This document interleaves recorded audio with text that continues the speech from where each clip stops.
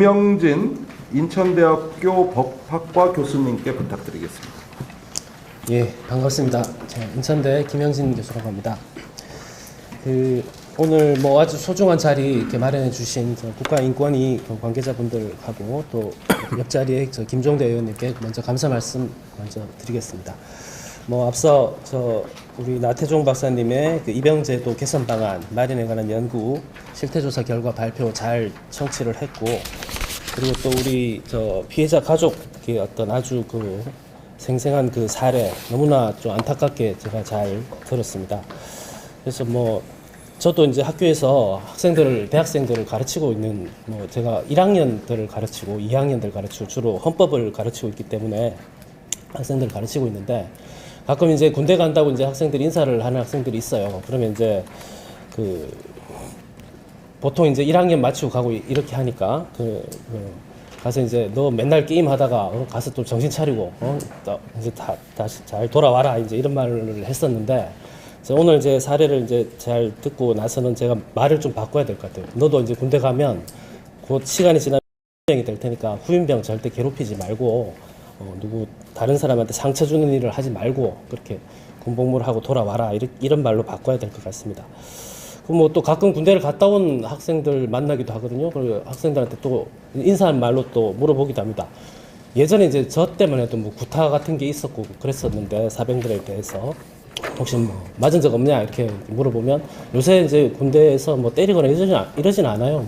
기합은 있을지 몰라도 때리거나 이러진 않습니다. 또 이런 얘기들도 많이 합니다. 그래서 시간이 지나면서 군대 문화도 많이 바뀌고 이런, 그렇게 또 당위적으로 그렇게 돼 가야 될 것 같고, 그런 주제를 이제 다룰 수 있는 오늘 자리여서 아주 뜻깊게 생각을 합니다. 피해자 가족분께서도 이제 또 기운 내시고 앞으로 또 계속 더 상처에서 좀 벗어나시면 좋을 것 같다는 말씀을 또 전해드리고 싶습니다. 제가 지금 토론문을 조금 작성해서 왔는데요. 저는 조금 이제 이 관점을 약간 거시적인 관점에서 이 제도 자체의 개선 방안이 도대체 있을 수 없을까, 이런 관점에서 조금 접근한 내용을 좀 담아봤습니다. 그래서 보시면 아시겠지만, 우리나라가 이제 인구 구조 변화 때문에 고령화 그리고 또 저출산 사회로 계속 이행 중인 건 사실이죠. 그리고 그럼에도 불구하고 현재 우리 국방 현실은 북한하고의 어떤 분단, 대치 현실이 계속 상존하고 있습니다. 그래서 거기에 대해서는 또 정예 자원으로 구성된 강군이 지속적으로 유지되고 육성되어야 된다는 그런 필요도 우리나라 대한민국 국민이라면 결코 누구도 쉽게 부인할 수 없는 어떤 당위명제에 해당한다, 이렇게 생각을 해봤습니다. 그래서 우리 현재 정부가 채택하고 있는 현재 입영제도 역시 이러한 사회적 현상을 제대로 반영을 해야 되고, 또 우리 대한민국 공동체의 존속과 안위를 위해서 훌륭히 기능할 수 있도록 적재적시에 이제 개선이 되어 나가야 될 것인데, 이런 관점에서 오늘 발표해 주신 입영제도 개선 방안 마련에 관한 연구의 보고회, 이것은 유관기관 포함해서 관련 당사자들 그리고 국민 모두의 관심을 환기시킬 수 있는 상당히 중요한 자리라고 생각합니다.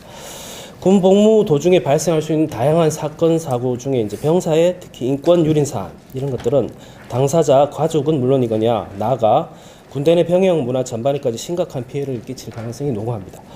진정한 강군이라면 그 내부에서 결코 발생해서는 안 되는, 그리고 병영 내 인권 침해 사건 사고의 발생을 막기 위해서는 현재 입영제도의 개선 방안을 인권 친화적 그리고 인권 보장적 관점에서 근본적으로 재구성해보는 노력이 필요하다고 생각합니다. 이런 노력의 일환으로 우리 현행 입영제도의 운영에 있어서 발생하는 문제점을 병사의 인권이라는 관점에서 일일이 검증하면서 세부적인 대처 방안을 살펴보는 방안도 시도를 할 수 있겠고, 또 다른 한편으로는 조금 시야를 넓혀서 거시적 차원에서 우리 징병제도의 전체 근간에 대한 수정, 변경이 가능한지에 대해서 천착해보는 그런 방안도 있을 것입니다. 오늘 이 자리에서 발표된 입영제도 개선 방안, 연구 관련 실태조사, 설문조사 및 피해가족 사례 등은 군 복무 병사 인권 수준 제고를 위해서 다각도의 대책을 모색해야 한다는 점을 극명히 환기시키고 있습니다. 우선 실태조사 부분에서도 얘기를 해주셨지만, 병역 처분을 위한 징병검사 단계부터 자대 배치 복무 단계 이르기까지 현역 복무 부적응자 선별, 필터링 시스템이나 심리검사, 신체검사를 포함해서 각종 인성검사 체계가 조금 원하는 대로 제대로 가동되지 못하고 있는 상황이 조금 지적이 됐던 것 같고, 또 설문조사에서도 알 수 있듯이 뭐 제도를 바라보는 간부와 병사 계급 간의 많은 시각차 같은 것들 좀 접할 수가 있었습니다. 아까 퍼센티지 같은 부분들이 많은 차이가 좀 났었죠. 현재 입영 제도가 유지되고 있는 한 그 적용에 있어서 미흡하거나 흠결이 있는 부분을 개선하기 위해서는 각종 검사 제도, 관리 체계, 그리고 나아가 복무 여건 및 병역 문화의 총체적 개편을 위한 방안을 상세히 검토함으로써 현 제도를 보다 병사 인권 친화적 제도로 환골탈퇴시킬 수 있을 것으로 생각합니다. 이거 꾸준한 노력이 필요할 거라고 생각을 하고요. 한편 이런 이제 현재 제도의 골간을 유지를 하면서 개선법을 탐색하는 미시적인 접근법 이외에 해외 사례에서도 찾아볼 수 있고 현재 우리 정치권에서도 논의가 나오고 있는 모병제 도입 방안 이런 얘기들도 거시적이거나 장기적 차원에서 현재 입영제도의 개선 방안으로 좀 생각을 해볼 수 있을 것 같습니다.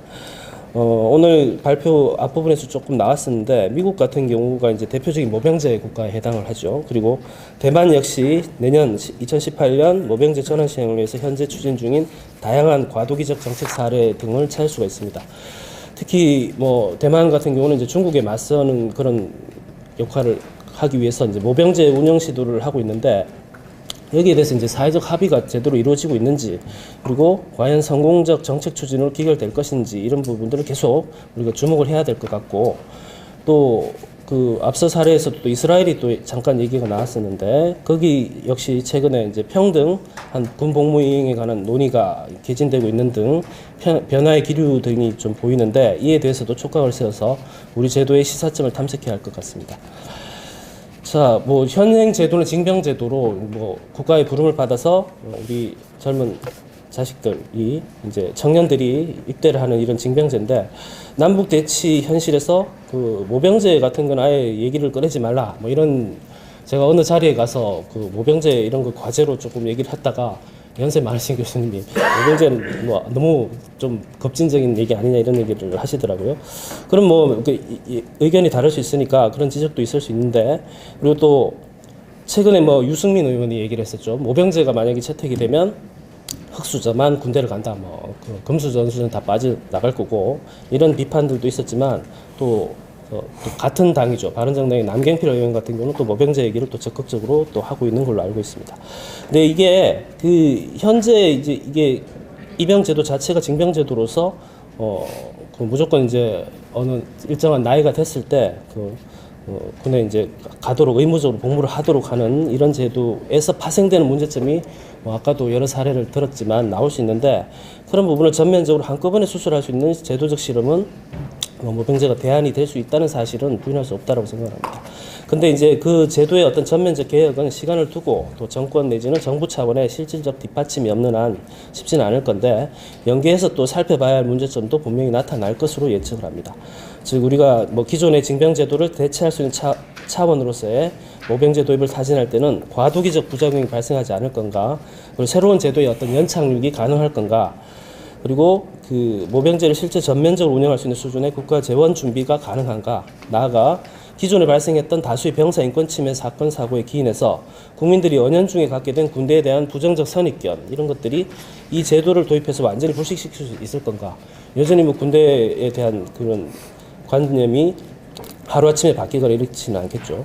또 국가 정책적인 측면에서 우리 공동체가 최근 당면하고 있는 문제를 알 수 있는 청년 실업의 해결책으로서 군대를 활용할 수 있는지 이런 부분들도 면밀하게 살펴봐야 할 이제 후속 과제로 삼아야 될 것 같습니다. 현재 입영제도의 기본 프레임을 유지를 한다면 금방 말씀드린 부분에 대해서 뭐 또 저 연구진들의 어떤 현재 의견이 있다면 또 마지막 또 종합 토론 시간에서 또 말씀해 주시면 좋을 것 같고요. 현재 입영제도의 어떤 기본 프레임을 유지를 한다면 그 군대는 정예 엘리트 집단이어야 돼서 복무 부적응자를 선별해 내야만 비로소 확고한 존립을 도모할 수 있다는 시각에서 벗어나기가 쉽지가 않을 것 같습니다. 그래서 필터링을 한다는 것 자체가 이제 최초의 낙인이라고 할 수 있을 텐데 그런 낙인 과정에서부터 혹시 군대 내 인권 침해 사건 사고의 발생 가능성이 시작되지 않는지 이런 부분도 좀 숙고를 해봐야 될 것 같습니다.